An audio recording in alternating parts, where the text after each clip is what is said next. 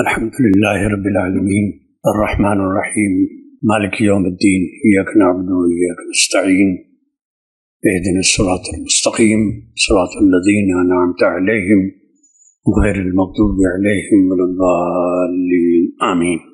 أما بعد، اللهم رب زدني علما اللهم رب زدني علما اللهم رب زدني علما رب اشرح لي صدري ويسر لي امري واحلل عقدة من لساني يفقهوا قولي. محترم عبدالحفیظ، محترم ڈاکٹر روشن محی الدین، مہمانان گرامی، سامعین کرام، السلام علیکم ورحمۃ اللہ وبرکاتہ۔ موضوع کا ذکر کئی بار ہو چکا ہے، اس کو میں اپنے الفاظ میں آپ کے سامنے دہراتا ہوں۔ حکمت قرآن کی تلاش میں عقل کا کیا رول ہے، کیا کردار ہے۔ میں یہ تو دعویٰ نہیں کرتا کہ کہ یہ تقریر پہلی بار ہو رہی ہے، لیکن یہ دعویٰ ضرور کروں گا اللہ تعالیٰ کے اذن سے، اس کے فضل و کرم سے، کہ پہلی مرتبہ میں اس پہلو سے گفتگو کروں گا جو شاید آپ کے ذہنوں میں منتشر صورتوں میں رہی ہو، لیکن یکجا صورتوں میں شاید ہی رہی ہو۔ قرآن کریم نے کئی مقامات پر، مثلا سورہ یونس آیت نمبر 1، سورہ ہود آیت نمبر 1، سورہ یاسین آیت نمبر 2، ان 3 آیتوں میں قرآن کریم نے بصراحت، پوری وضاحت کے ساتھ، بے لاگ و لپیٹ، غیر مبہم انداز میں اس بات کا اعلان کیا ہے کہ قرآن حکیم اور اس کی آیات حکمت پر مبنی ہیں۔ الف لام را تلک آیات الکتاب الحکیم، یعنی جو آیات جن کا ذکر اس کے بعد آ رہا ہے اس سورہ کے اندر، سورہ یونس، وہ آیات کتاب حکیم کی ہیں، یعنی حکمت پر مبنی آیات ہیں یہ۔ سورہ ہود میں کہا گیا الف لام را احکمت آیاتہ ثم فصلت من لدن حکیم خبیر، اس کتاب کی آیات محکم کر دی گئیں، حکمت سے بھر دی گئیں۔ اس کے بعد اللہ تعالیٰ نے جو خود حکیم ہے، کیونکہ 2 صفات اللہ کی بیان ہوئی ہیں، من لدن حکیم خبیر، اللہ تعالیٰ جو خود حکیم ہے اس نے ان محکم آیات کو کھول کر کے بیان کیا ہے اسی قرآن کے اندر۔ اور سورہ یاسین کی آیت نمبر 2، آیت نمبر 2 اس لیے کہ یاسین جو ہے وہ حروف مقطعات میں سے ہے، تو آیت نمبر 1 وہ ہے یاسین والقرآن الحکیم۔ وہاں واضح طور سے پورے قرآن حکیم کو جو ہے قرآن حکیم کہا گیا۔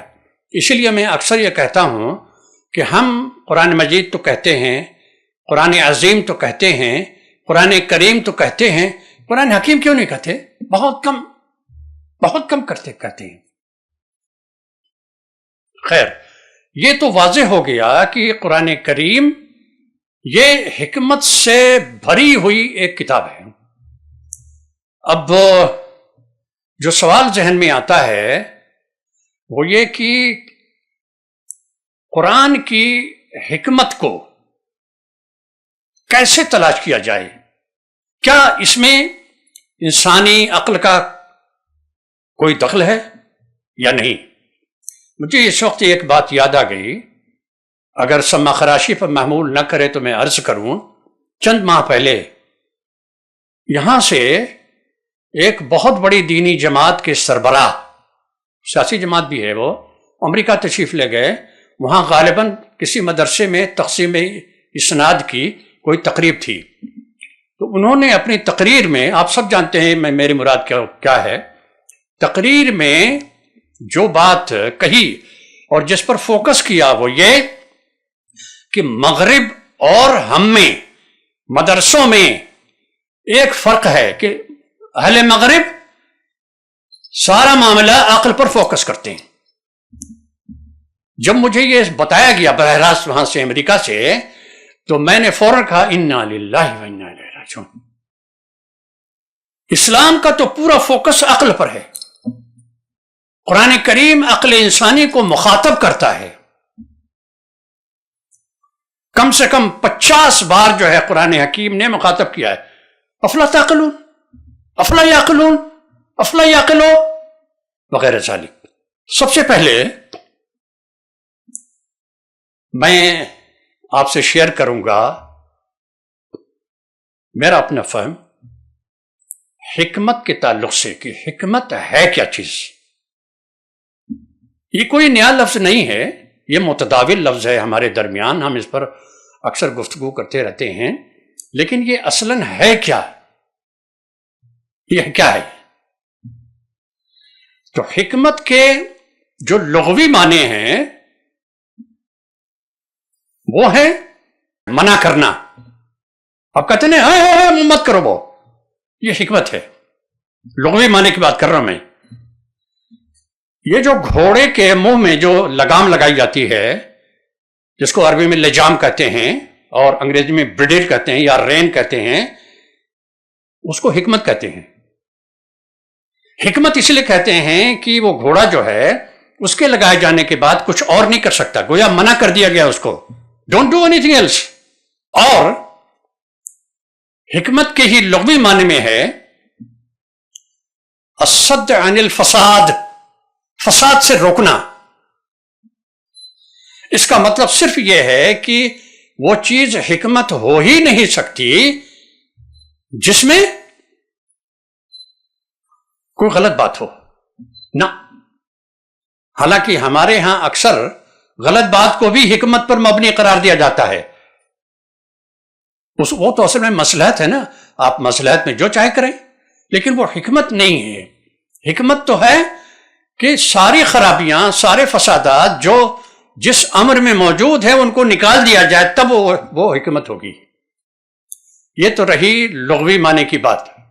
اب چند علماء کی آراء کی روشنی میں آپ سے شیئر کروں کہ حکمت کی اصطلاحی معنی کیا ہو سکتے ہیں. سب سے پہلے، اور یہ میں 3 علماء کا ذکر کروں گا، ان کی آراء کا ذکر کروں گا. یہ علماء 4 صدی ہجری سے 7ویں صدی ہجری تک کے درمیان کے ہیں. ابو اسماعیل الحروی عبداللہ ابن محمد، اس کے بعد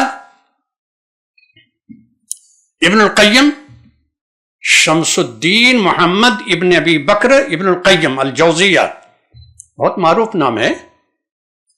پھر تیسرا نام ہے یحییٰ ابن شرف النووی. ان تینوں حضرات نے، یہ ہمارے اساتذہ ہیں، ہمیں ان کا احترام لازم ہے. جو بات انہوں نے اصطلاحی معنی کی کہی ہے حکمت کے تعلق سے، وہ میں آپ کے سامنے رکھتا ہوں. ابو اسماعیل الحروی کہتے ہیں وضع الشیء فی موضعہ، کسی چیز کو اس کی اصل جگہ پہ رکھنا، اس کو کہتے ہیں حکمت. مثلا آپ یہ دیکھ رہے ہیں نا کہ ٹائی ہے، یہ ٹائی ہم اگر نکال کے کان میں لگا لوں تو کیا ہے وہ؟ یہ ٹائی یہاں پر اس لیے کہ یہ حکمت یہی ہے، یہ حکمت ہے.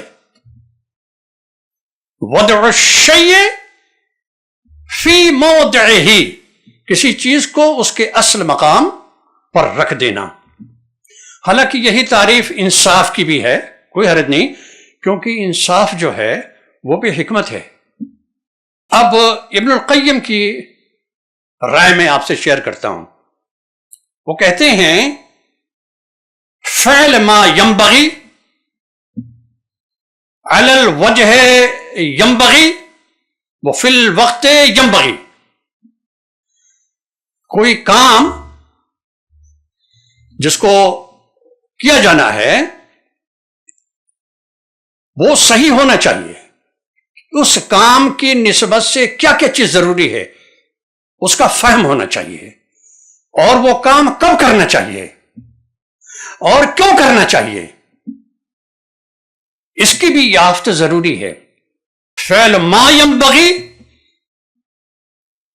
على الوجه الذي ينبغي وفي الوقت الذي ينبغي, کس وقت کیا جائے, کب کیا جائے, کیوں کیا جائے, اس کو کہتے ہیں حکمت. لگے ہاتھوں میرے ذہن میں ایک فکرہ قوت گیا, آپ سے شیئر کر دوں کہ پی ایچ ڈی تھیسس جب لکھی جاتی ہے تو اس کے لیے پروپوزل تیار کیا جاتا ہے. اس پروپوزل میں کم سے کم 10 نکات ہوتے ہیں. ان میں سے ایک نقطہ, بلکہ دوسرا نقطہ یہ ہے, تمہید کے معنی بعد, اس کو انگریزی میں کہتے ہیں اسٹیٹمنٹ آف دا پرابلم, بیان القضیہ. قضیہ کیا ہے جس پر آپ تھیسس لکھنے جا رہے ہیں؟ تو اس قضیے میں یا اسٹیٹمنٹ آف دا پرابلم میں جو چیز فوکس کرنے کی ضرورت ہوتی ہے وہ اصل میں ہے کیا, کیوں, کیسے.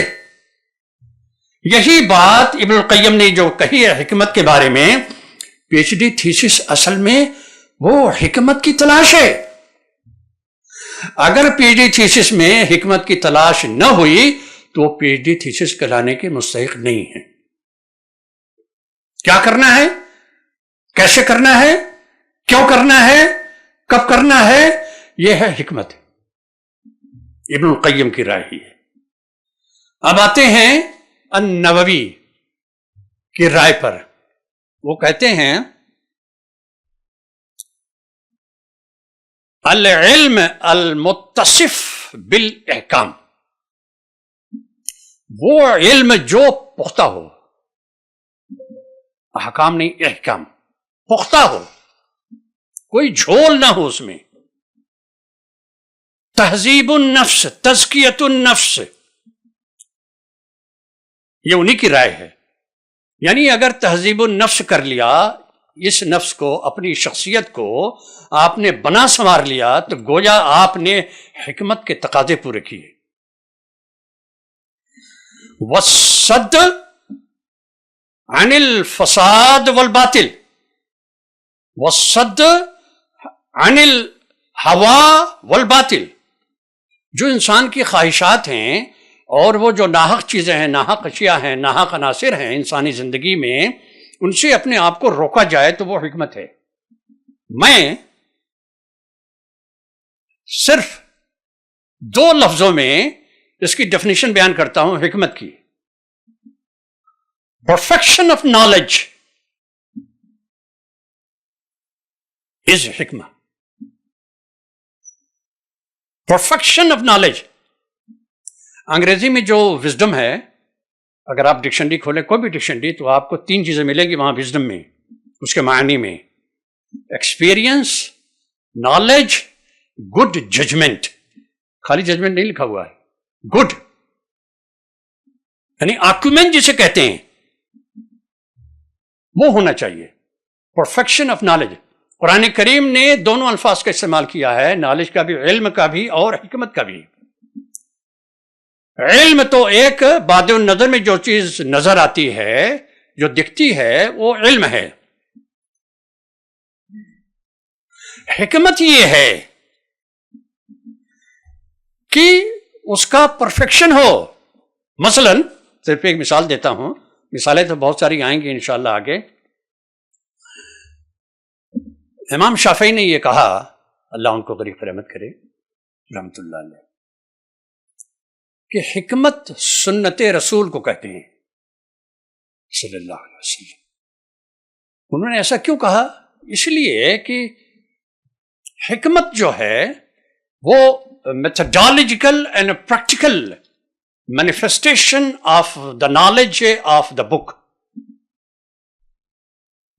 آپ جائیے سورہ جمعہ کی آیت نمبر 2 پر.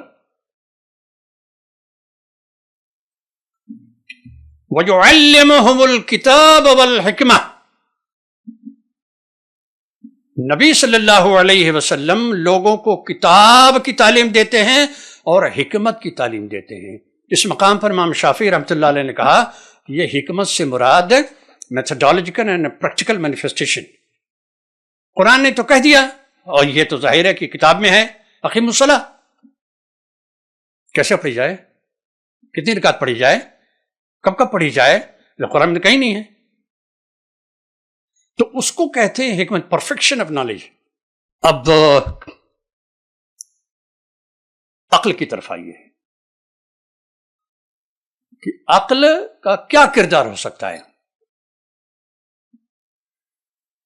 حکمت کی تلاش میں، حکمت کی یافت میں، حکمت کی دریافت میں، حکمت کے فہم میں، اس کا کیا کردار ہو سکتا ہے؟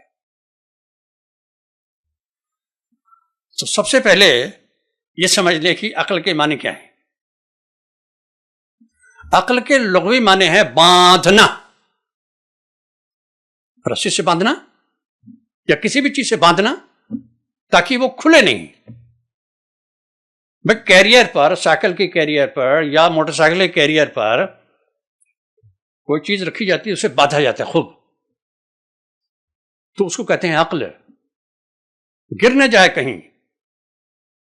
اسی لیے عربوں میں وہ جو ان کے یہاں وہ جو سفید کپڑے پر یا کسی بھی رنگ کے کپڑے پر وہ جو یہاں رسی لگاتے ہیں نا، اس کو کہتے ہیں عقال، وہ اصل میں عقل سے مستنبت ہے، یعنی وہ جو اس کو باندھے رکھے۔ قرآن کریم نے سورہ الانفال آیت نمبر 22 میں کہا ہے ان شر الدواب عند اللہ الصم البکم الذین لا یعقلون، اللہ کے نزدیک وہ چوپائے بدترین ہیں جو عقل سے کام نہیں لیتے ہیں۔ کیا مطلب ہوا؟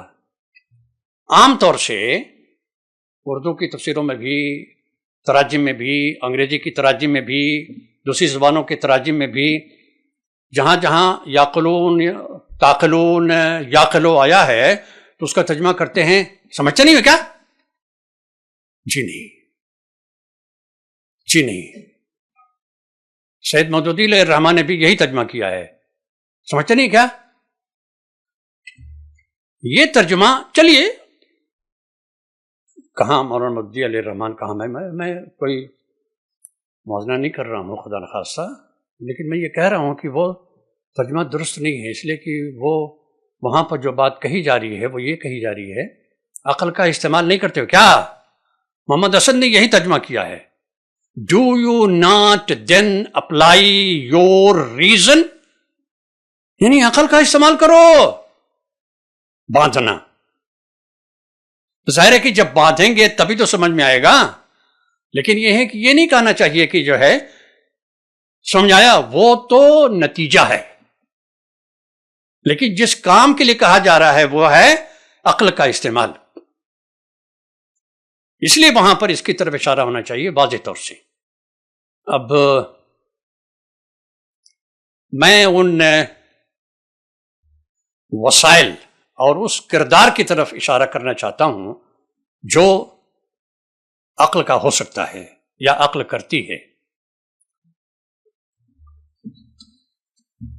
تدبر، تفکر، تعقل، تفقہ، تحسن، تذکر، یہ میں نے 6 وسائل منتخب کیے ہیں۔ ظاہر ہے کہ سارا کا سارا جو ہے وہ عقل سے متعلق ہے۔ میں مختصراً یہ جو 6 وسائل ہیں، یہ جو 6 کردار ہے عقل کا، وہ آپ سے شیئر کروں مختصراً، اس لیے کہ بھی مثالیں دینے باقی ہیں۔ تدبر، عام طور سے اردو میں ظاہر اس کا ترجمہ تو یہی ہوگا غور فکر کرنا، لیکن اصلاً تدبر کے معنی ہیں اس کے نتیجے اور اس کی کیفیت پر غور فکر کرنا۔ اس سے پہلے کہ میں آگے بڑھوں، میں فرق بتا دوں۔ تدبر کے بعد تفکر ہے۔ تدبر کہتے ہیں اس چیز پر غور فکر کرنا جو لکھی ہوئی ہے، جو تحریری شکل میں موجود ہے۔ اسی لیے قرآن کریم کے بارے میں یہ کہا گیا کہ افلا یتدبرون القرآن، سورہ نساء 82۔ قرآن پر تدبر نہیں کرتے ہو؟ یعنی ایک چیز لکھی ہوئی موجود ہے پہلے سے، اس پر تدبر کرو۔ تدبر کا مطلب یہ ہے کہ یہ دیکھو کہ کیا یہ واقعی جو ہے اللہ کی طرف سے ہو سکتی ہے، اس کا کیا نتیجہ ہو سکتا ہے، اسے کہتے ہیں تدبر۔ تو قرآن کی حکمتوں کو تلاش کرنے کے لیے تدبر کی ضرورت ہے۔ تدبر کیونکہ تحریری شکل سے موجود ہے۔ دوسرا وسیلہ ہے یا دوسرا کردار ہے تفکر۔ تفکر کے معنی بھی غور فکر ہے اردو میں، کیونکہ اردو کے بارے میں تو ابھی تک ہے گیسوے اردو ابھی منت پذیر شانہ ہے۔ ہم نے بڑی بےتنائی برتی ہے، ظاہر ہے کہ غزلیں تو کرتے رہے ہیں، لیکن یہ ہے کہ سائنسی تعلق اعتبار سے ہم نے اردو میں بہت کم کام کیا ہے۔ ایک عثمانیہ یونیورسٹی قائم ہوئی تھی، وہ بھی جو ہے دریا برد ہو گئی کسی بھی وجہ سے۔ تو تفکر کے معنی بھی ہیں غور فکر کرنا، لیکن تدبر اور تفکر میں فرق یہ ہے، تدبر والا تو آپ سمجھ گئے کہ تحریری اشیاء پر، تحریری پیغام پر غور فکر کرنا۔ تفکر کہتے ہیں غور فکر کرنا ان چیزوں پر جو ہمارے سامنے موجود ہیں، یہ پیڑ، یہ پودے، یہ ہوا، یہ پانی، یہ آسمان، یہ چاند، یہ سورج ہمارے سامنے موجود ہیں۔ Natural phenomena. Deliberation over the natural phenomena is actually تفکر۔ قرآن میں بھی آیا ہے کہ وہ تفکر نہیں کرتے کیا؟ آپ جہاں جہاں بھی تفکر کا لفظ دیکھیں گے وہاں پر نیچرل فنامنا کا ذکر پہلے آیا ہے، اس کے بعد ہے تعقل۔ میں بتا چکا ہوں کہ جہاں جہاں بھی آیا ہے افلا تعقلون، یہ ذکر کر چکا ہوں، دوہرا رہا ہوں، وہ اصل میں دعوت دی جا رہی ہے کہ تعقل کرو، یعنی اس عقل کا استخدام کرو، اس کا استعمال کرو، اپلائی یور ریزن اینڈ سی۔ اور یہ 10 منٹ کا کام نہیں ہے، یہ بقول مولانا امین حسن اصلاحی کے، اور انہوں نے درست کہا ہے کہ اس کے لیے ایک عمر درکار ہے۔ ایک عمر اس لیے درکار ہے کہ جب آپ غور فکر کرتے ہیں بہت ساری چیزیں جو آپ آج سوچتے ہیں کل کو آپ پھر اس میں کاٹ چھانٹ کرتے ہیں۔ تعقل، پوری طرح سے عقل کو اس پر لگا دیجئے، پوری طرح سے۔ یہ جو کہا جاتا ہے اہل مغرب تو عقل کا بہت استعمال کرتے ہیں، کوئی مسئلہ نہیں ہے، یقیناً کرتے ہیں، لیکن ہر چیز کو عقل کے دائرے میں لانا وہ درست نہیں ہے۔ اس کی وجہ یہ ہے کہ یہ عقل جو ہے خواہشات کا اس پر غلبہ بھی ہو سکتا ہے، اور جب خواہشات کا غلبہ ہوگا تو وہ عقل نہیں رہ جائے گی نا۔ اور یہ بات ہمیشہ یاد رہے کہ عقل کبھی غلطی کرتی ہی نہیں۔ غلطی آدمی اس وقت کرتا ہے، یا انسانی شخصیت غلطی اس وقت کرتی ہے جب اس کی اپنی خواہشات یا دوسروں کی خواہشات اس کے عقل پر غالب آ جاتی ہے، اور پھر جو زاویہ نظر ہوتا ہے وہ عقل کا نہیں ہوتا ہے، وہ اس ہوا کا ہوتا ہے، اس آرزو کا ہوتا ہے، اس ارج کا ہوتا ہے، اس ڈیزائر کا ہوتا ہے۔ ہم نے اپنی ڈیزائر سے کے متعلق، ڈیزائر سے مغلوب ہو کر کے کوئی بات کہہ دی، خود کو بھی باور ہم کراتے ہیں، دوسروں کو بھی باور کرانے کی کوشش کرتے ہیں کہ یہ عقل ہے، یہ تعقل ہے۔ جی نہیں۔ پھر اس کے بعد ہے وسیلہ یا کردار، وہ ہے تفقہ۔ تفقہ کہتے ہیں، ظاہر ہے کہ جیسا کہ یہاں واضح ہے، یعنی فقہ والی بات نہیں، وہ تو ایک الگ مسئلہ ہے. ٹھیک ہے، یہ فقہ سے، فقہ کے معنی سمجھنا. تفقہ کہتے ہیں کہ اس کی اطلاقی صورتوں پر غور کرنا، اس کی تطبیقی پہلوؤں پر غور کرنا، اسے کہتے ہیں تفقہ. جی، مثلا ایک چھوٹی سی مثال ہے، یہ فقہ کی مثال ہے لیکن بہرحال اس سے سمجھنے میں آسانی ملے گی. امام مالک رحمۃ اللہ علیہ کے یہاں جب نیت باندھتے ہیں نماز میں تو ان کے یہاں ہے کہ جو ہے سیدھے دیکھو.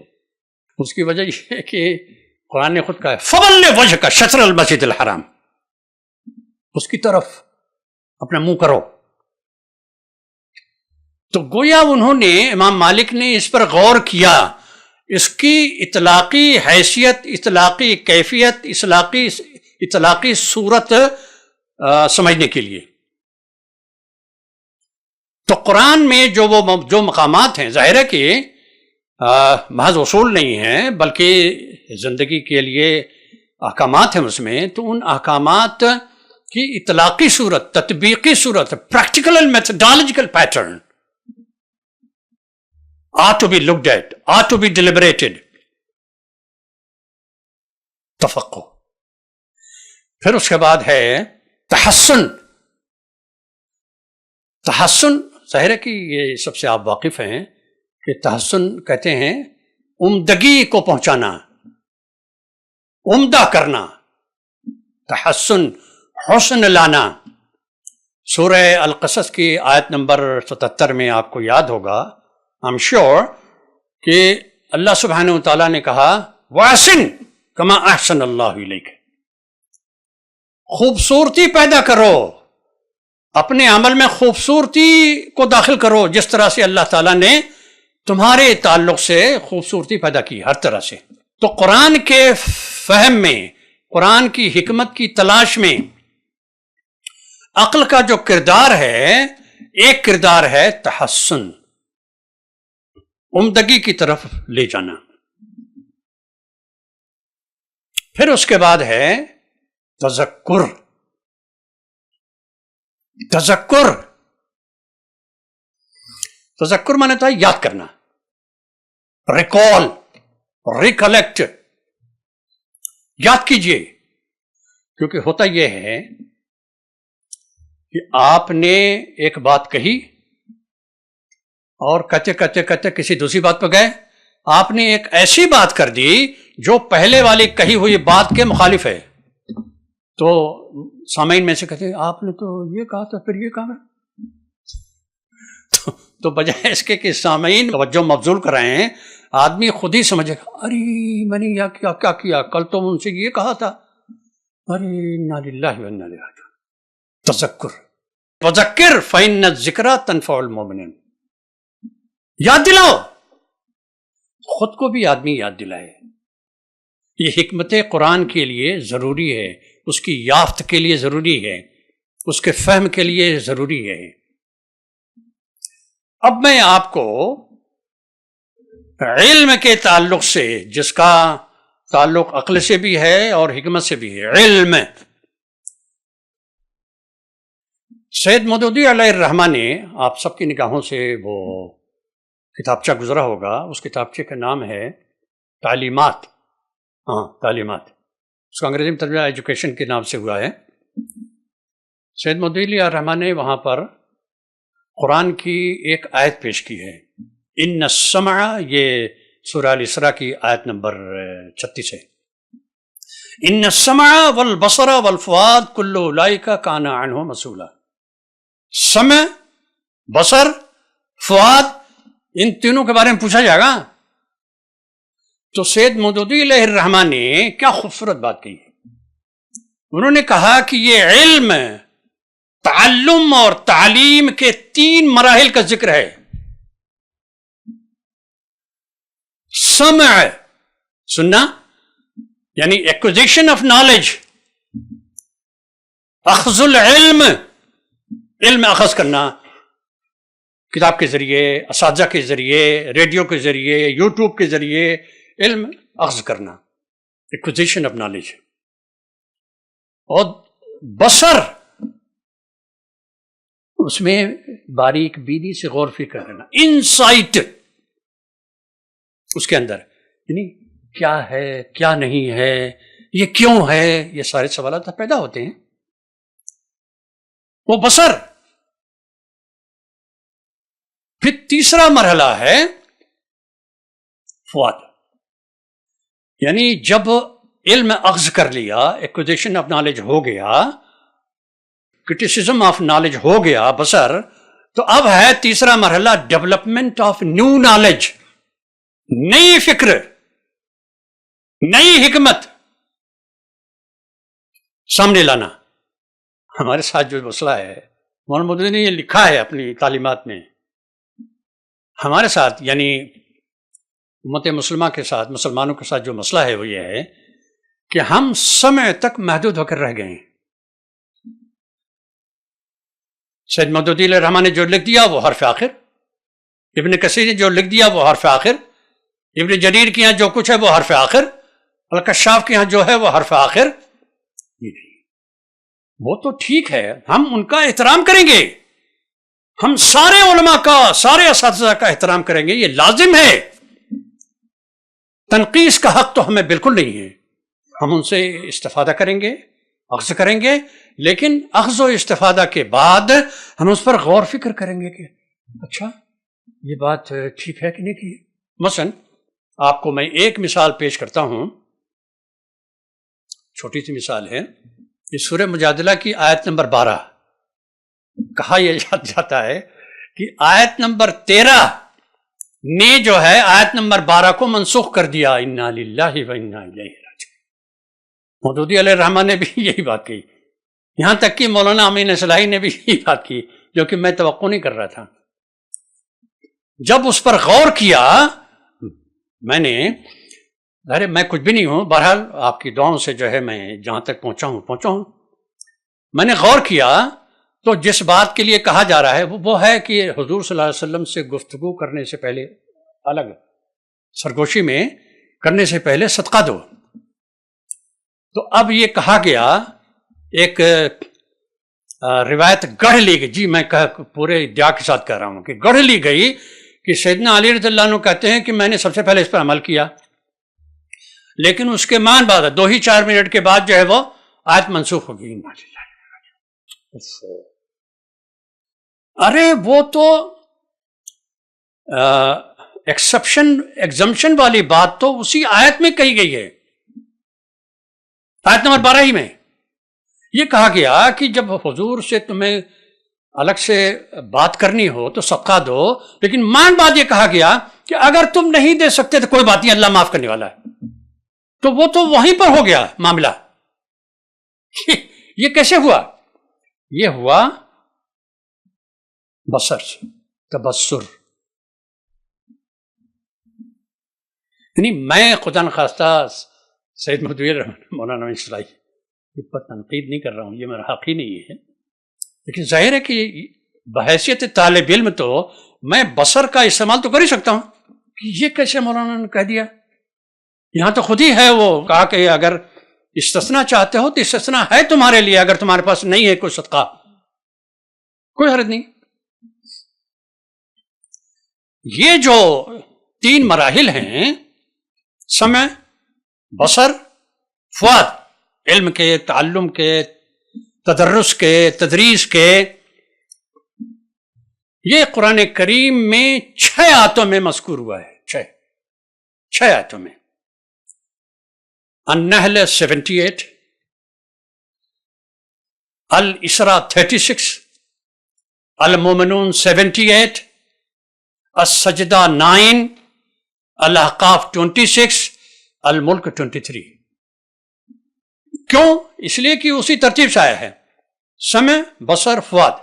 البتہ صرف ایک فرق ہے، وہ یہ کہ سورہ بنی اسرائیل یا سورہ الاسراء کی آیت نمبر 36 ہے، اس میں تینوں میں واحد کا صیغہ ہے، بصر، فؤاد.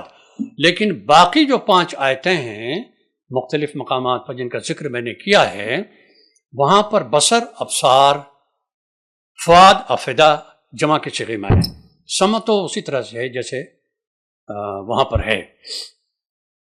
تو اگر ان ساری 6 آیتوں کو سامنے رکھا جائے تو یہ آیتیں ہم سے مطالبہ کرتی ہیں کہ جو کچھ کہا مفسرین نے ٹھیک ہے، اخذ و استفادہ اس سے ہوگا، لیکن یہ ہے کہ ہم اس پر پھر غور فکر کریں، دیکھیں کہ کہاں کیا سقم رہ گیا، اور پھر اس کے بعد جو ہے ہم نئی فکر لائیں. فکر عربی کا جو لفظ ہے، نئی رائے لائیں، نیا اوپینین ہم سامنے لائیں، تب جا کر کے جو ہے وہ حکمت سامنے آئے گی. اب میں آپ کے سامنے میں کچھ مثالیں پیش کرتا ہوں. سب سے پہلے سورہ الفاتحہ، حکمت کے لیے حکمت تلاش کرنی. بسم اللہ الرحمن الرحیم.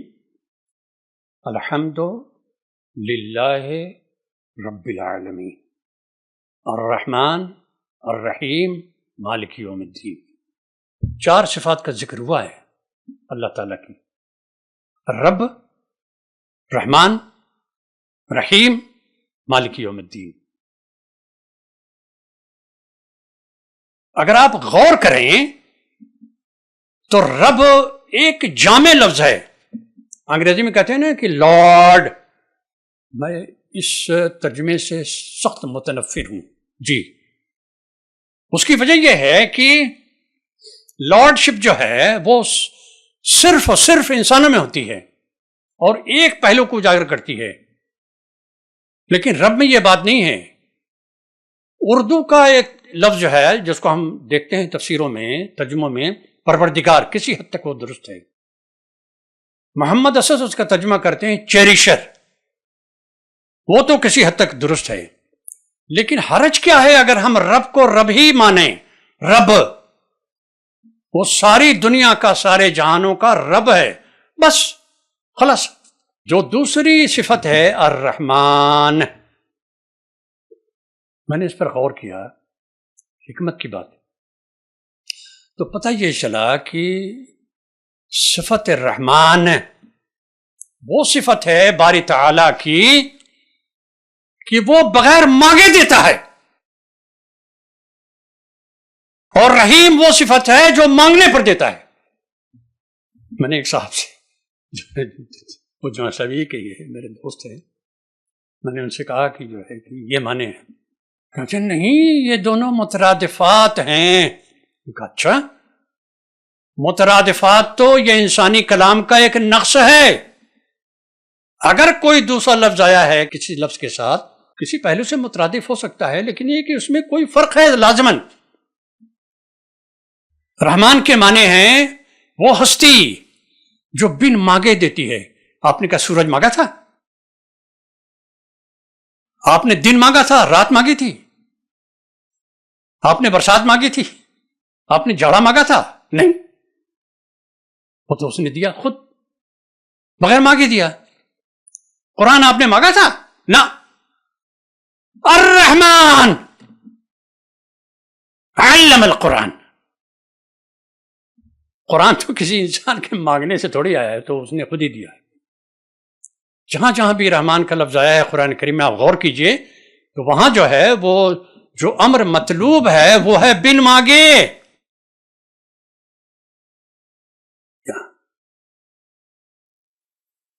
رحیم مانگیں، امتحان میں کامیابی مانگیں، جاب مانگیں، اللہ سے جو ہے مغفرت مانگیں. مالک یوم الدین،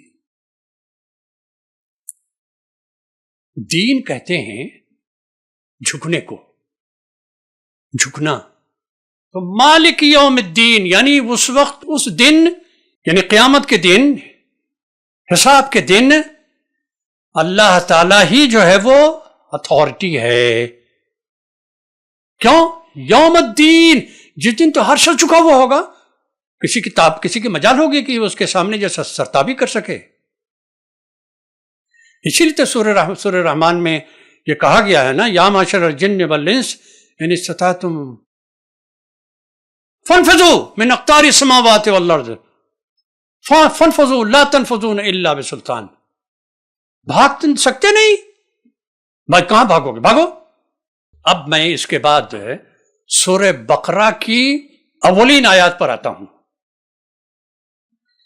وہاں کہا گیا نا کہ الف لام میم ذالک الکتاب، ذالک الکتاب کا ترجمہ اور اس کی تفسیر مجھے نہیں یاد تھی کہ کسی مفسر نے وہ کتاب لکھا ہے، سب نے کہا یہ کتاب، اور کہا کہ ہاذا، ارے بھائی ذالکہ اور ہاذا جو ہے یہ کیسے ہو سکتا ہے؟ یہ قرآن ہے، یہ اللہ کلام ہے، وہ ذالکہ ہے، وہ یعنی وہ کتاب۔ تو کوئی شخص کہے گا کہ وہ کتاب کا، وہ کتاب تو سامنے ہے، یہ کتاب۔ جی، جب سورہ فاتحہ میں بندے نے اللہ سے مانگا اہدنا الصراط المستقیم، اصل میں بندہ یہ کہہ رہا ہے کہ اہدنا الکتاب المبین الذی یتکلم عن الصراط المستقیم، اللہ میاں وہ کتاب دے دے جو ہمیں بتائے کہ کیا کرنا ہے کیا نہیں کرنا ہے، صحیح راستے کی جو نشاندہی کرے۔ تو وہ ذالکہ ہے، وہ کتاب، یعنی وہ کتاب جو تم نے مانگی ہے نا وہ یہ ہے۔ سورہ بقرہ ہی میں آیت نمبر 21، ذرا میں چھوٹی چھوٹی مثالیں لا رہا ہوں۔ یا ایھا الناس اعبدوا ربکم الذی خلقکم والذین من قبلکم، اے لوگو، اے انسانوں، عبادت کرو اپنے اس رب کی جس نے تم کو پیدا کیا اور تم سے پہلے کے لوگوں کو بھی پیدا کیا۔ تو عام طور سے اس کا جو ترجمہ کیا جاتا ہے اردو میں پرستش، انگریزی میں ورشپ، میں نہیں سمجھتا کہ یہ درست ہے، اس لیے کہ عربی میں عبد کا جو لفظ ہے، عبد معنی ہوتا ہے غلام، اعبدو کا معنی ہے کہ غلامی اختیار کرو، اور غلامی جو ہے کیجول نہیں ہوتی ہے، جز وقتی نہیں ہوتی ہے، پارٹ ٹائم نہیں ہوتی ہے، غلامی تو جو ہے وہ فل ٹائم ہوتی ہے، ہمہ وقتی ہوتی ہے۔ یعنی اے انسانوں، اپنے آپ کو تم اللہ کی غلامی میں دے دو۔ پرستش تو صرف اس کا ایک پہلو ہے، یعنی جھکنا، پوجا کرنا، عبادت کرنا۔ عبادت کے معنی بھی جو ہے ٹھیک ہے، فقہی اعتبار سے وہ درست ہے، لیکن یہ ہے کہ حکمت کے اعتبار سے وہ درست نہیں ہے۔ آخری مثال لیتا ہوں، حالانکہ وہ بہت ساری مثالیں ہیں۔ سورہ ماعون، وہ ماعون کا آخر میں یہ لفظ آیا نا ماعون، 99% مفسرون نے اس کا ترجمہ ماعون کا کیا ہے چھوٹی چھوٹی چیزیں، یعنی چینی، پیاز، لہسن، بالٹی، کدال، پھاوڑا، جی نہیں۔ معاون کا لفظ جو ہے وہ تعاون سے ماخوذ ہے، تعاون، عون، مدد۔ اسی لیے کچھ مفسرین نے، کچھ مترجمین نے اس کا ترجمہ کیا ہے اسسٹنس۔ میں نے جو ترجمہ کیا ہے، الحمدللہ میں قرآن کی انگریزی میں تفسیر لکھ رہا ہوں، میں نے جو ترجمہ کیا ہے معاون کا وہ ہے سوشل کوآپریشن، سوشل کوآپریشن۔ اور سوشل کوآپریشن میں وہ تمام چیزیں آتی ہیں جن کا ذکر کیا گیا اوپر، 3 چیزیں ہیں اوپر۔ مسکین کو کھانا کھلانا، ارأیت الذی یکذب بالدین فذلک الذی یدعو الیتیم، ہاں، یتیموں کو بھگا دینا، مسکین کو کھانا کھلانا۔ اور تیسری چیز ہے وہ نماز کے تعلق سے ہے کہ نماز میں لوگ جو ہے وہ ریاکاری برتتے ہیں، تو یہ بھی ایک سوشل کوآپریشن میں ہے کہ بلایا جائے گا، بھائی چلیے اذان ہو گیا ہے۔ جو اصل میں جو اذان دی جاتی ہے وہ سوشل کوآپریشن کا ایک مینیفیسٹیشن ہے، کہا جا رہا ہے کہ آ بھائی آ جاؤ۔ اور ویسے بھی اگر آپ نے اذان کی آواز نہیں سنی ہے تو آپ بلائیے کہ بھائی چلیے، بھائی چلیے بھائی عبدالحفیظ صاحب چلیے مسجد چلیں۔ یہ سوشل کوآپریشن ہے۔ وَيَمْنَعُونَ الْمَعُونَ کا مطلب یہ نہیں ہے کہ وہ چھوٹی چھوٹی چیزیں سے انکار کرتے ہیں، وہ سوشل کوآپریشن سے انکار کرتے ہیں۔ تو آخر میں، حالانکہ میں نے کہا تھا یہی آخر ہے، لیکن چلیے چونکہ الفاتحہ سے شروع کیا تھا تو اب الناس پر میں اس کی مثال دیتا ہوں۔ الناس میں یہ کہا گیا کہ میں پناہ مانگتا ہوں وسواس سے، چاہے وہ جن ڈالتے ہوں وسواس، چاہے وہ انسان ڈالتے ہوں۔ یہاں پر وہ اس کا اطلاق آپ کہیں بھی کر سکتے ہو، مسئلہ نہیں ہے، لیکن جو پیغام یاد دیا گیا ہے وہ یہ کہ جو وسواس ہیں جو عام طور سے شیاطین الجن والانس انسان کے ذہنوں میں ڈالتے ہیں، وہ اصل میں ان 3 چیزوں سے متعلق ہے جس کا ذکر پہلے آیا ہے۔ قل اعوذ برب الناس، رب، ملک الناس، ملک، الہ الناس، الہ، رب، ملک، الہ، اس کے تعلق سے جو وساوس ہیں وہ شیطان ڈالتا ہے تمہارے دل میں، تو اللہ سے پناہ مانگو۔ تو سچی بات یہ ہے کہ اگر اللہ کے تعلق سے، یعنی اس کی بحیثیت رب، بحیثیت مالک یعنی ملک بادشاہ، اور بحیثیت الہ اگر ذہن میں راسخ ہو جائے، بیڑا پار۔ اقول قولی ھذا واستغفر اللہ لی ولکم اجمعین، وآخر دعوانا ان الحمد للہ رب العالمین۔ السلام علیکم ورحمۃ اللہ۔